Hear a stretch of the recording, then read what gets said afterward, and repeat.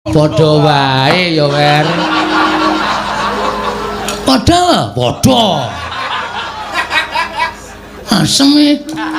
Nek ana kata-kata sing beda, ora ana wis ngono kuwi aku mau ngono kuwi. Gosek. Iki aku nek suwe-suwe mangkel ajar kabeh.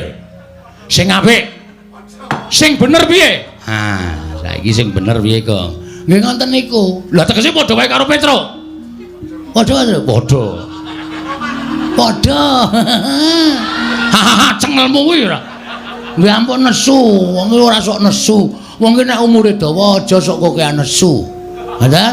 Dados niki kula kalih Petrus sowan teng negara Ndarawati ingkang wigatos mboyong lan sinuwun Prabu Ndarawati rawuh wonten ing Jodipati nggih kasatriyanipun Ndarawerkudara.